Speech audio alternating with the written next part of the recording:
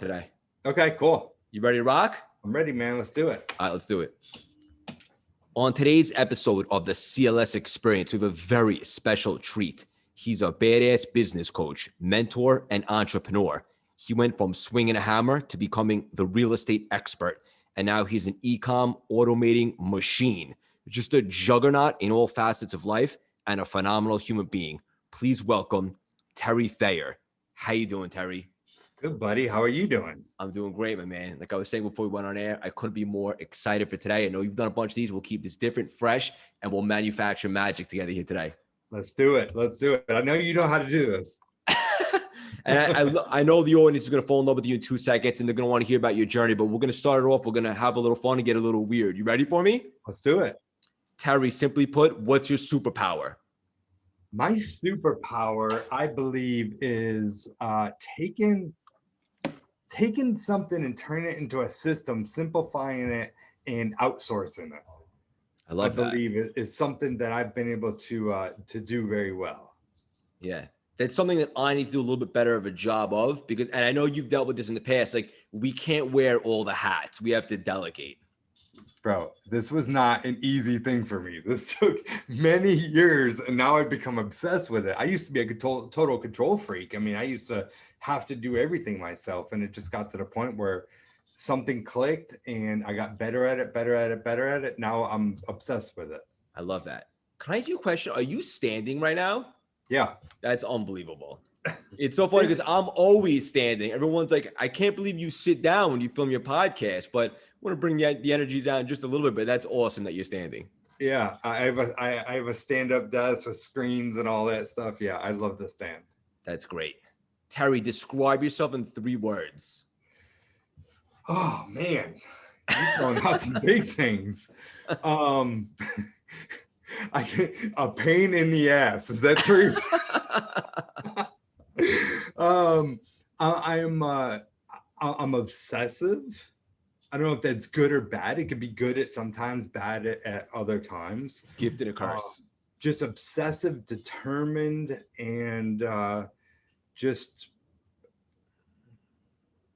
creative. I always try to get creative on how I can create more freedom. Yeah, likewise. That's great. What's something very interesting about you that a lot of people might not know? Something very interesting. So I'm an open book. So everybody knows everything. Like look, my biggest problem is I don't have a filter. So people not knowing something very interesting about me. I don't know. I'm not very interesting. I just give yourself a little credit. I work and I hang out with my family, my kids, and I love to go on vacations and love to travel. Something very interesting. How about this? People know about it is last year, 2020.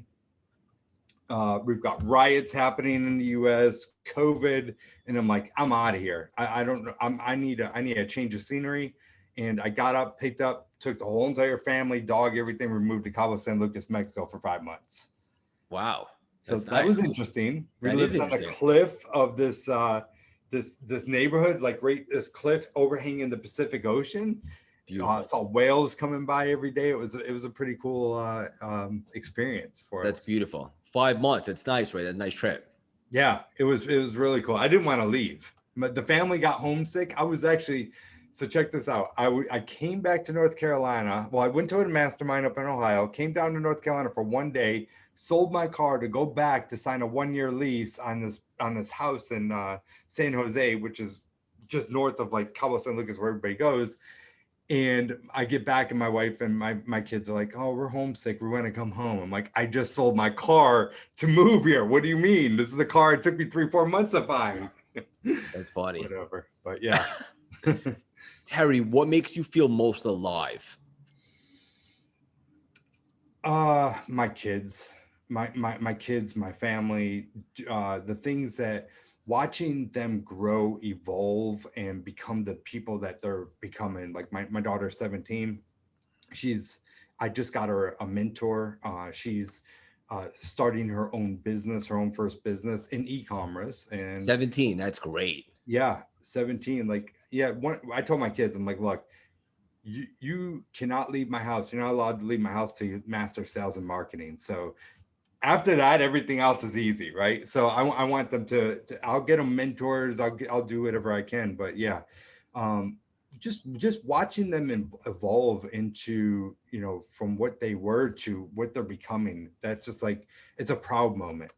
That's beautiful, brother. And I love the fact that your daughter is 17 and she has a mentor. Like, if I don't have many regrets, because I believe everything happened for a reason and they shape us. But one thing I will say is I wish I had a mentor earlier on in life. And the fact that you're embodying this in your children at such a young age when they're supposed to be a sponge, and that's amazing. And I guarantee you that the results are going to be staggering from that.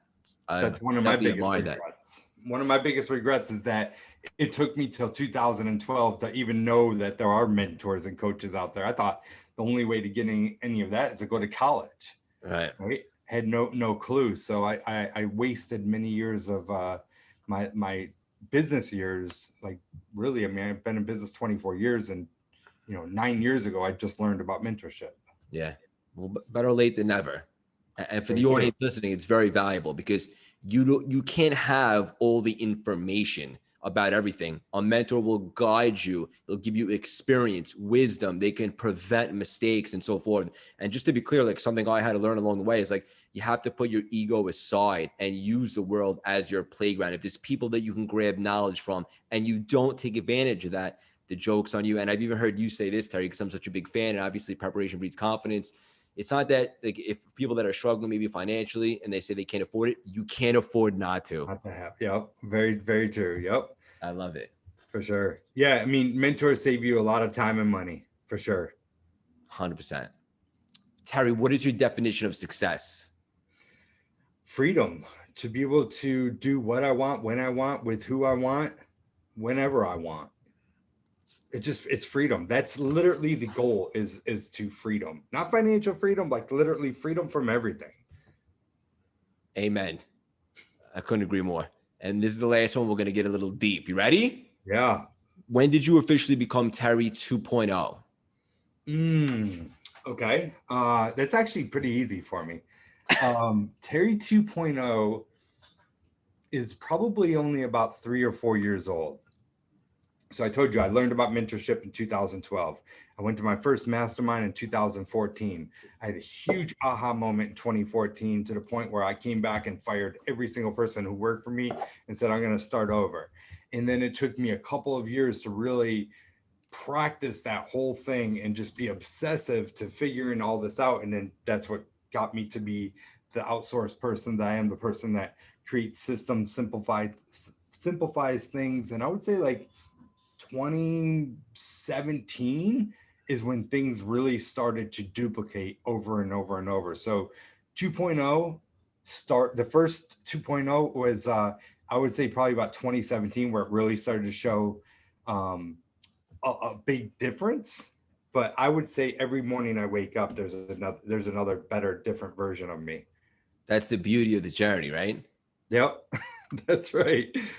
I love that you have that mentality. Like you've never arrived. Like every day you're back at it, like wanting to improve and grow. And so Right. that's very special.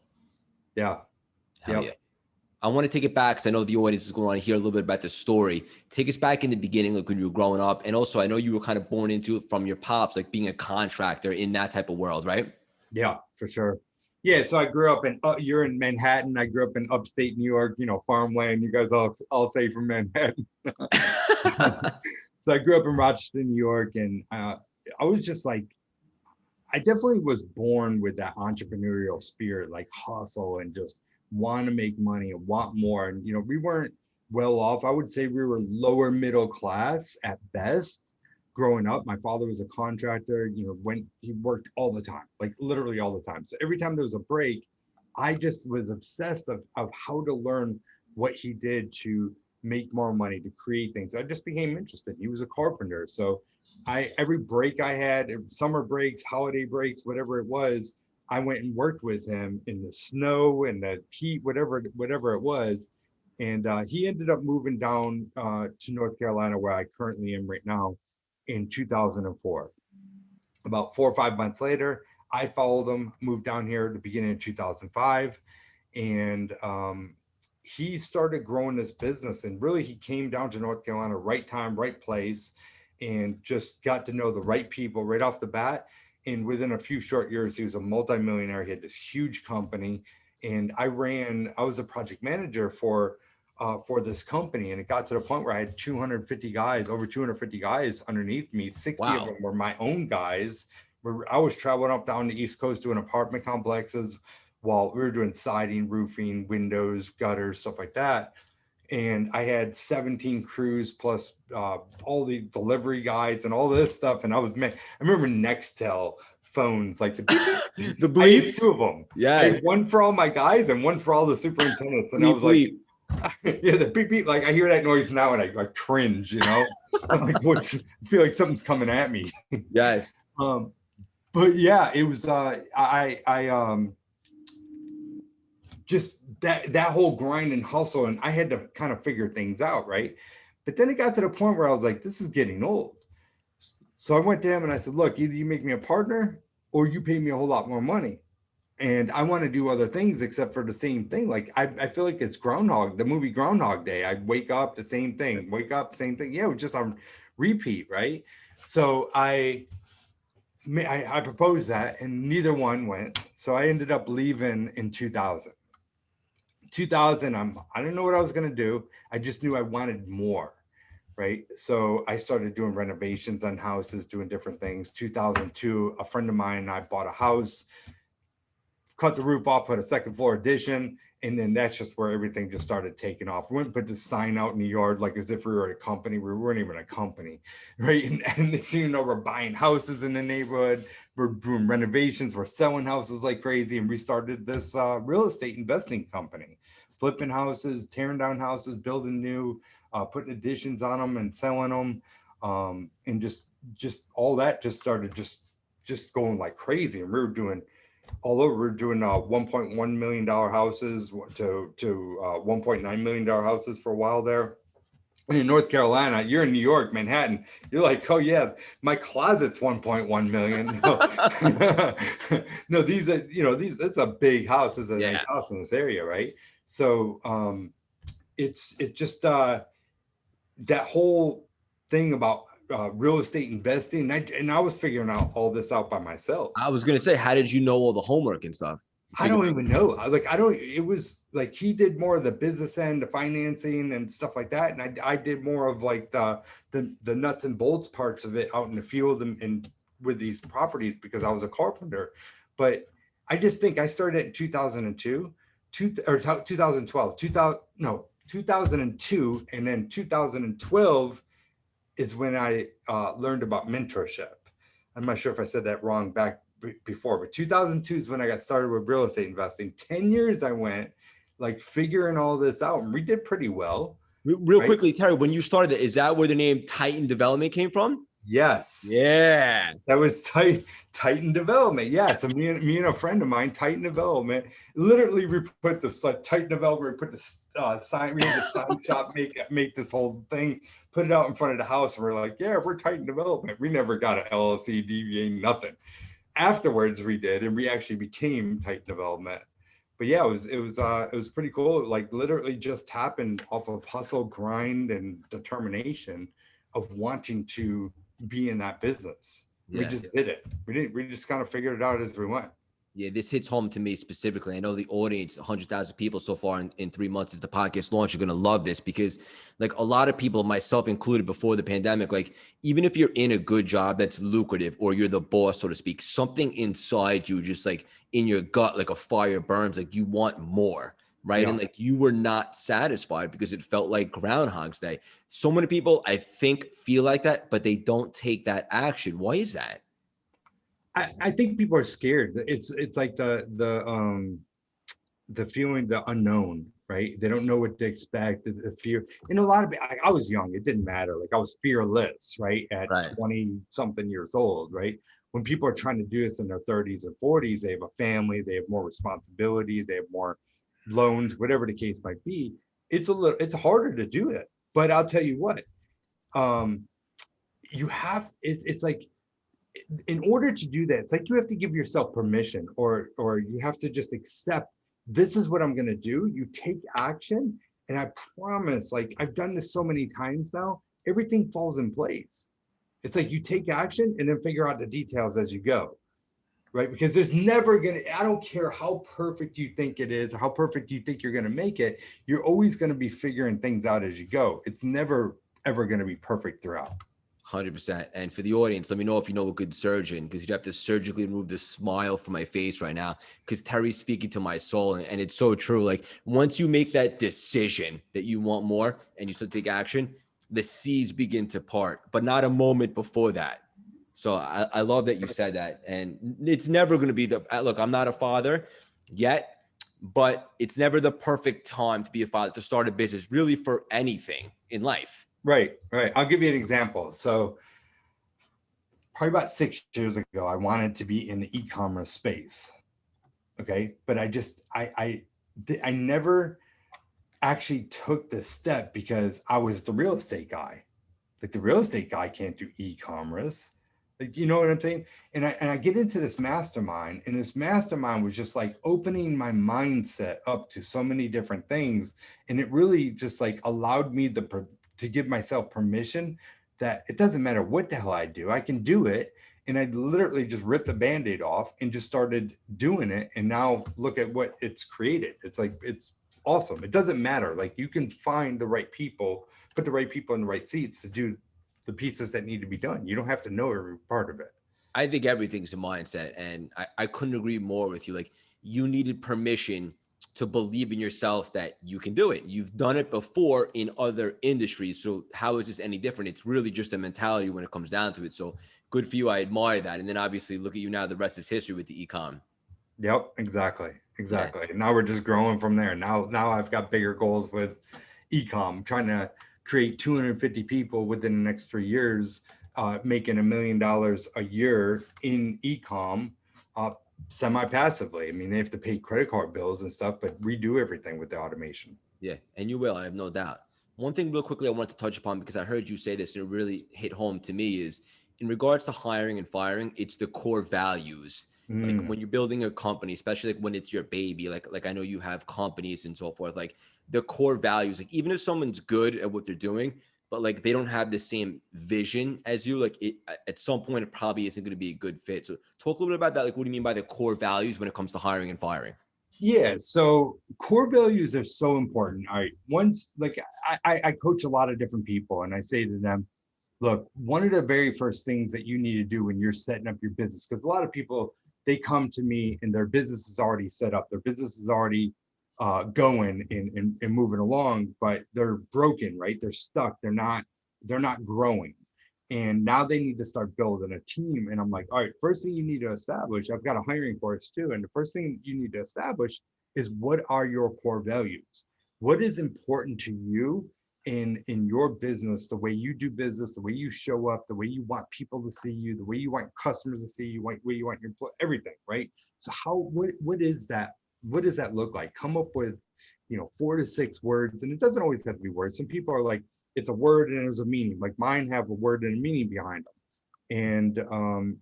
And then once you have that, literally everything falls within that. What I mean by that, when you're hiring, like I have 5 core values.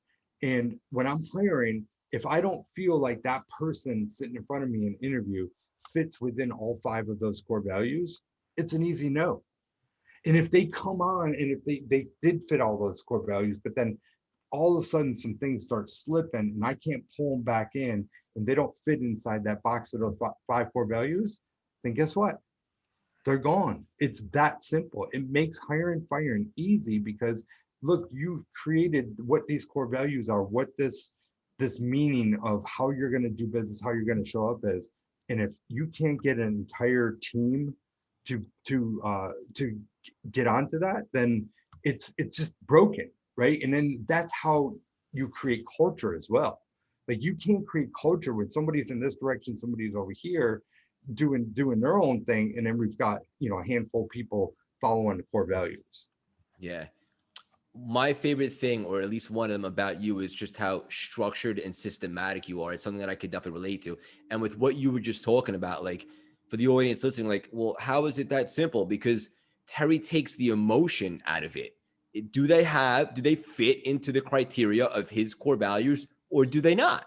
It's pretty simple when you break it down. It takes the emotion out of the situation. I love that. Yep. Yep. It's literally that simple.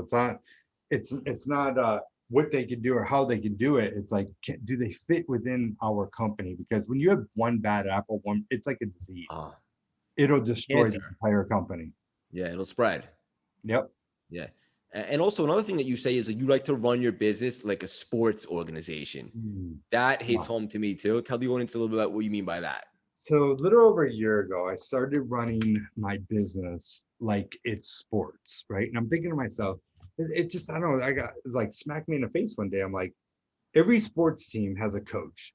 Not only do they have a coach, but they have assistant coaches. They have a coach for this, that. You think about football, there's a quarterback coach, there's a linebacker coach, there's a strength and conditioning coach. It's like every single move that you make in the NFL, there's a coach for it, right? There's probably a put on your watch the right way. Coach. Who knows? I wouldn't doubt it. But then on top of it, when you've got the players, what are they doing? Right? They're practicing. On top of practicing, they're doing what? They're watching film. They're looking at stats. They're talking about what their opponent's going to do. So why don't we run business that exact same way? These are some of the highest paid people on the planet are sports figures, right? As individuals, as working for somebody. So why don't we run our businesses like this? Why don't we have coaches for every single piece of our business, like a sales coach? We have a systems coach of this, you know what I mean? And why are we not training? Why are we not practicing? Why are we not showing different KPIs and metrics in every single piece, square inch of our business? Because if we don't do that, how are we supposed to get better? Yeah. How are we supposed to help empower the next person? It's when I started doing this a little over a year ago, it just was a game changer in our business and every single piece of all of our businesses. I love all of this. I had a mutual friend on the CLS experience recently, Carlos Reyes, and he was talking about KPI also. And a lot of the audience probably has no idea what that is. Explain that. Key performance indicators, metrics. By the way, Carlos is one of my mentors.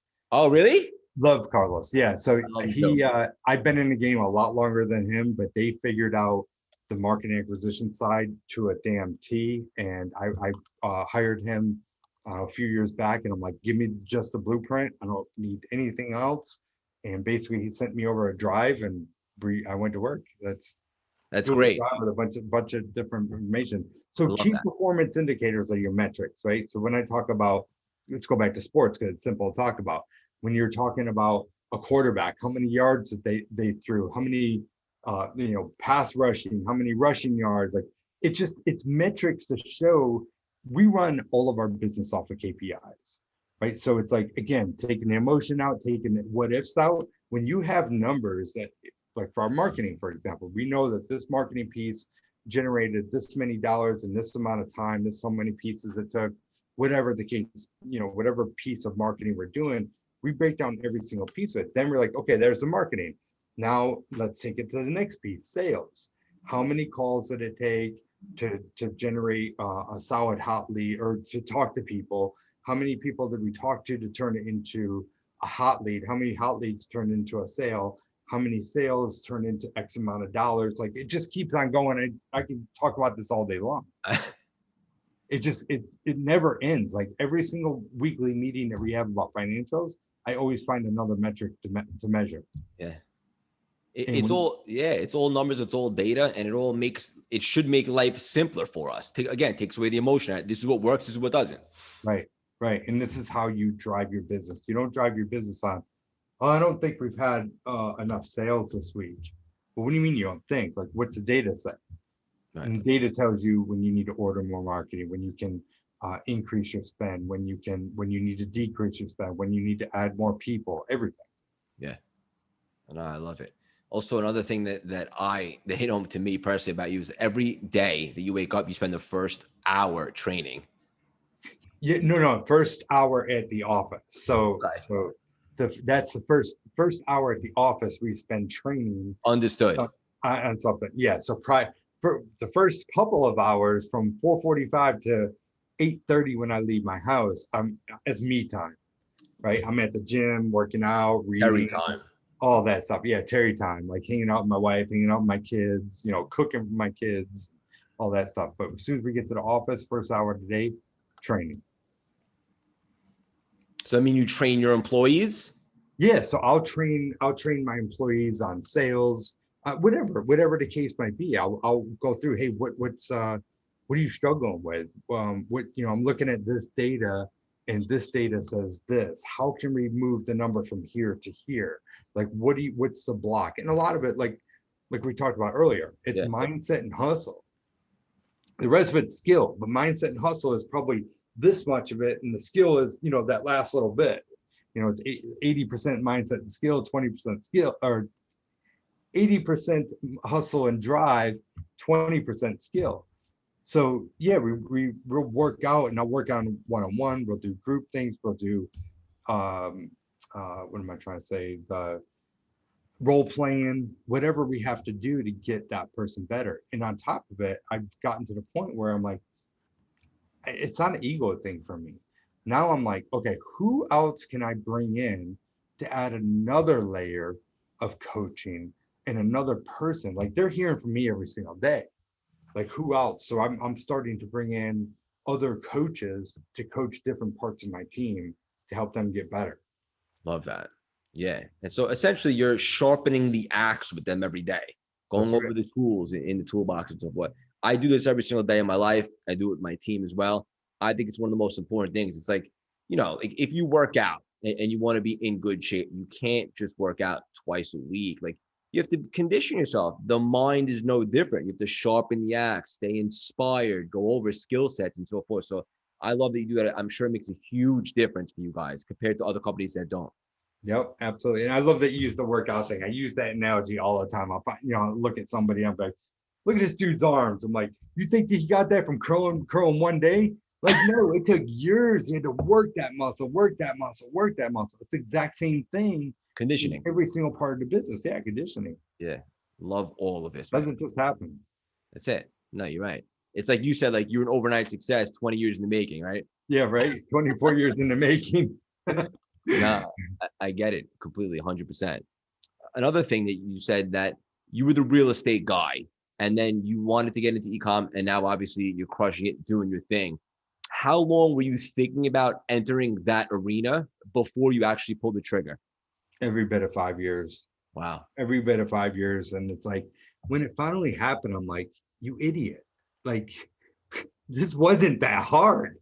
This isn't like, now I'm like, if I want to get into the farming business, I'll just do it.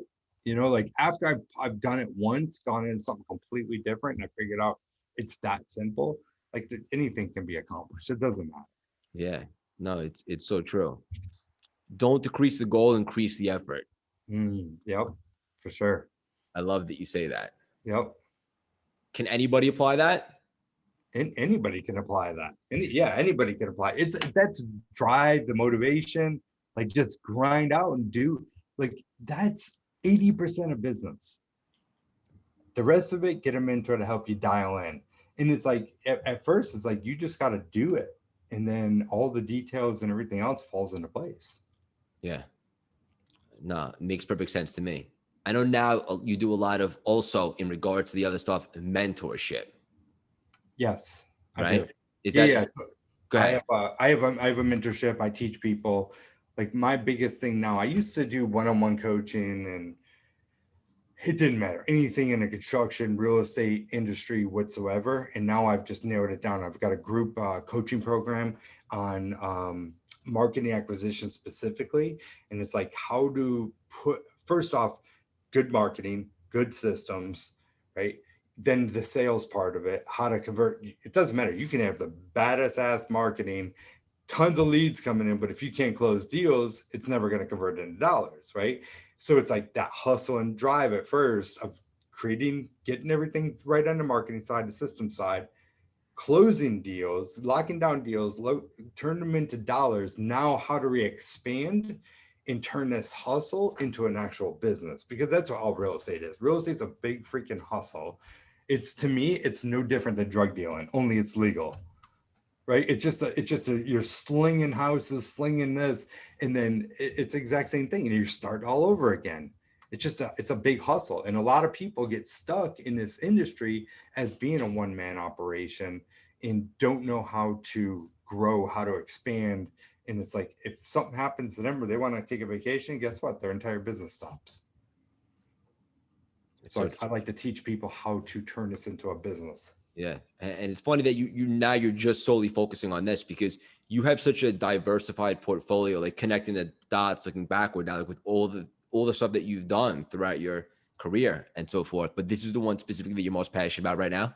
Yep. Marketing and sales, I think, is number one by far, the biggest part of any single business whatsoever. So if you get those two right, and then you can build teams and build a business, then all the rest, just like, there's just so many other things that fall into place. We talk about metrics, we talk about it's systems, like all those different pieces, but it starts off with the market acquisitions. Yeah.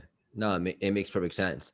What's the most valuable lesson that you learned once you finally put your ego aside, so to speak, and started having mentors and entering masterminds and so forth?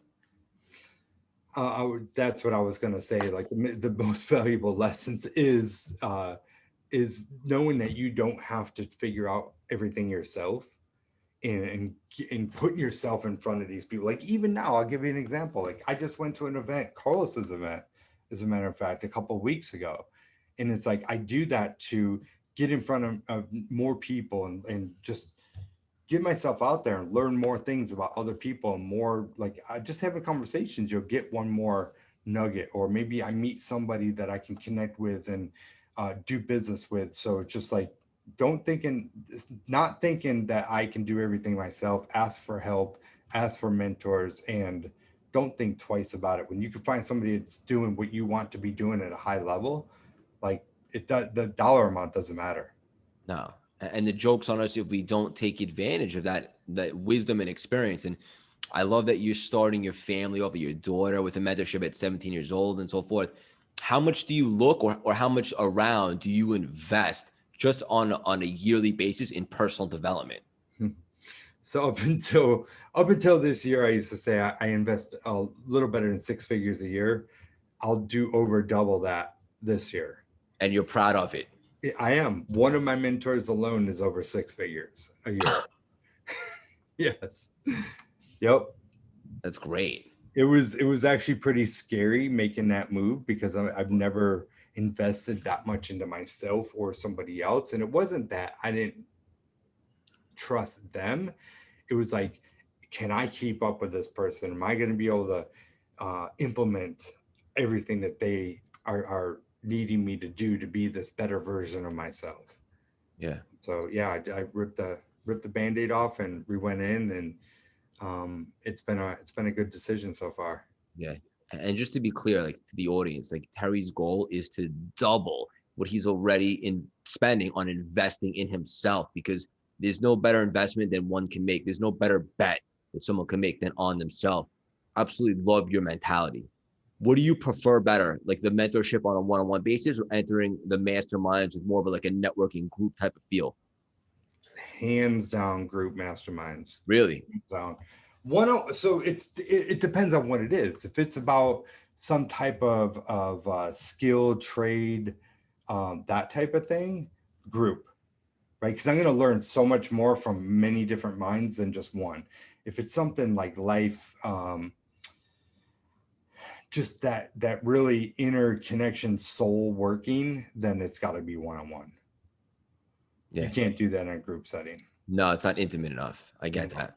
Yeah.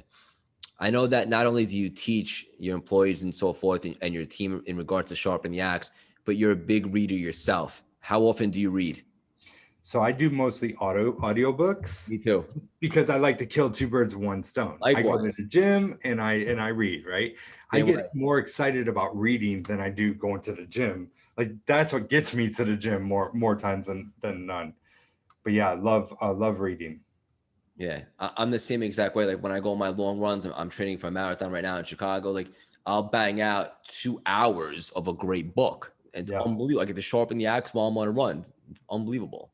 you stay so focused too. Yeah. People are like, oh, I don't know how to focus while I'm working out, reading a book. I just start going, my mind goes out everywhere. Like it's again, your arms didn't get to be this big off of one weight. Like you have to work that muscle. But when you can work it and you can get honed in like that, That's it. I couldn't agree more. vacation. What time do you wake up every day, Terry? 4:45 Without fail. without fail, Monday through Friday. Saturdays, I might sleep until about 6. That's sleeping in for you. Yeah. I don't know how to sleep in past that. No, me too. I get like FOMO if I sleep in, that because I like to wake up early because I have a psychological advantage and I have an edge on the world because I'm up a little bit earlier, doing my thing. And if I sleep, I feel like I lose that edge if I sleep late. I'm not suggesting that to the audience, so to speak, on a Saturday, Sunday, but that's how I feel. It seems like you're the same way.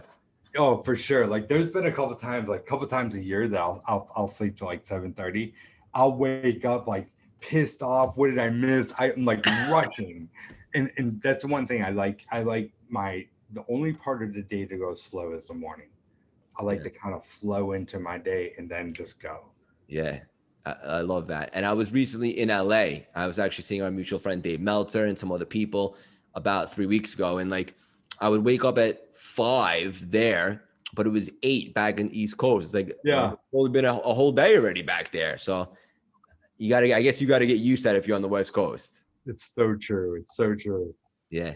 Terry, aside from Carlos, who I love also, who are some other of your mentors, or even just who are some inspirations to you, people that you sharpen the axe to get you excited over the years?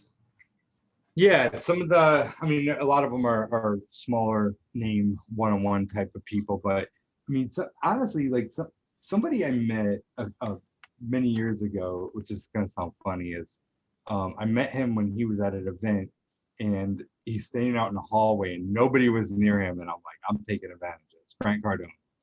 Can you imagine him? Like this is before he was as big as he is now.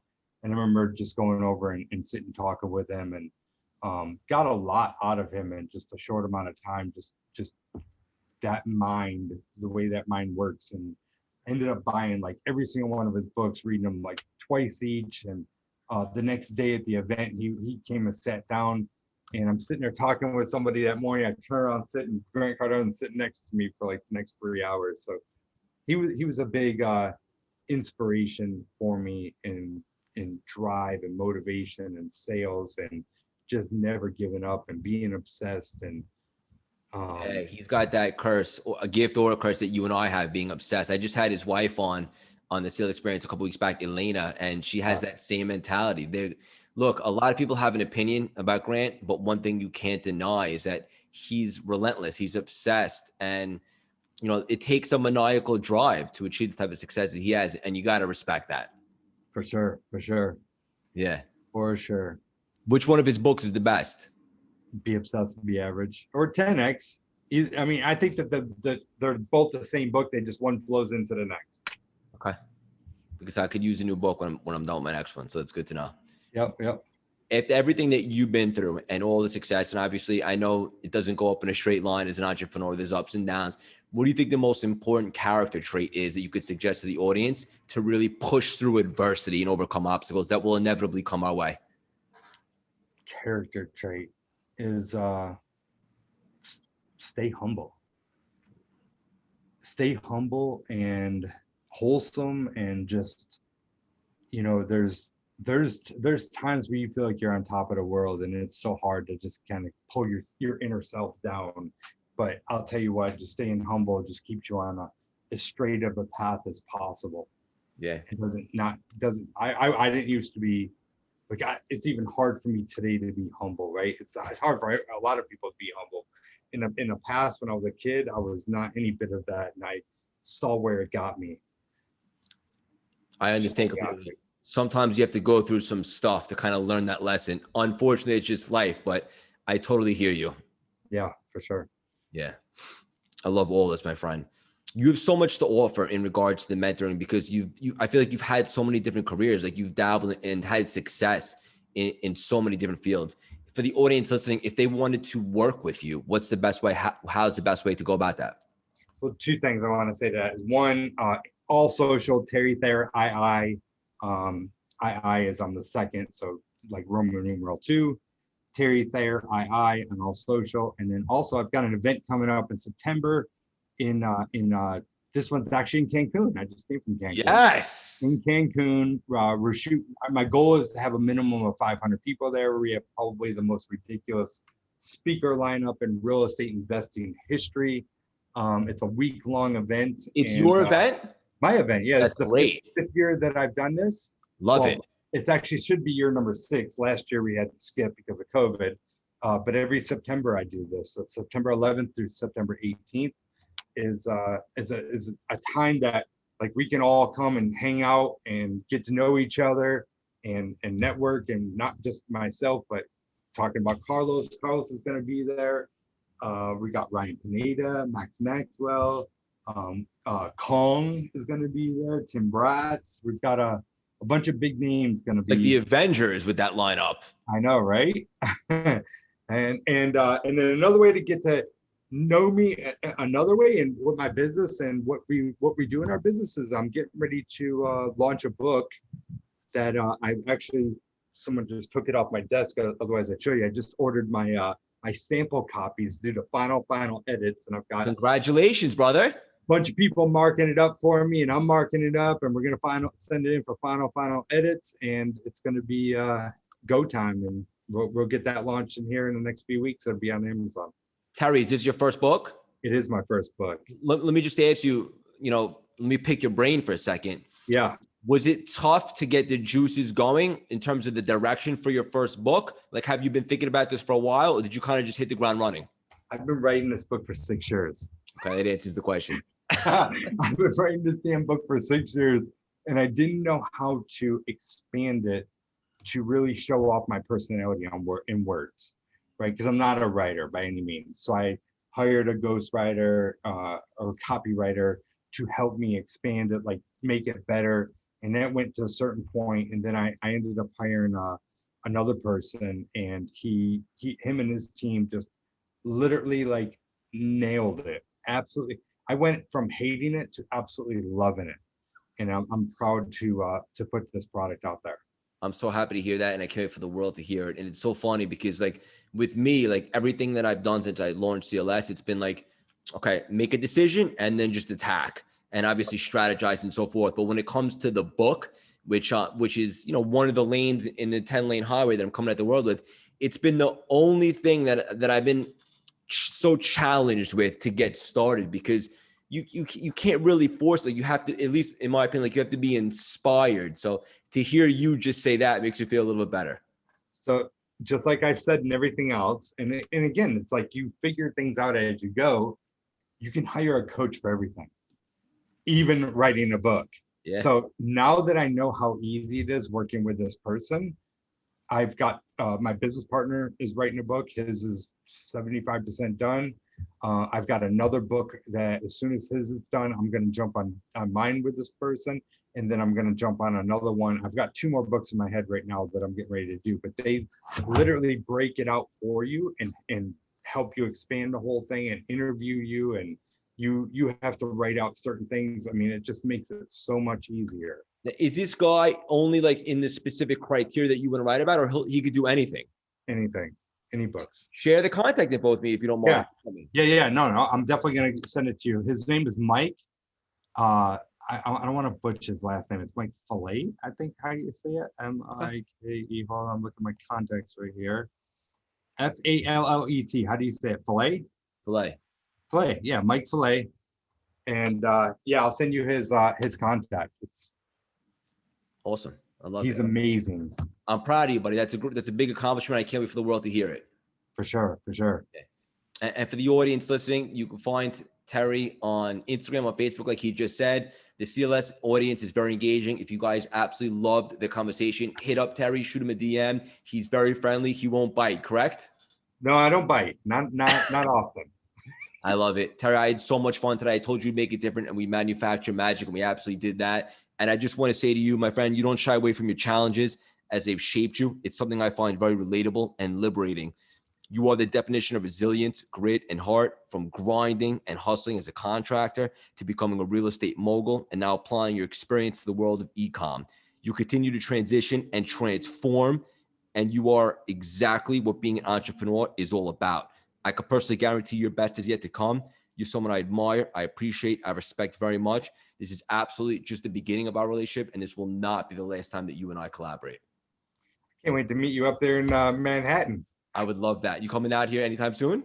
I'm gonna have to make a point. We got to meet up. I have personalities. I love it. Now that it's getting warmer, we can do it. I can't go up there in the cold. 100% understood. Yep. Thank you so much.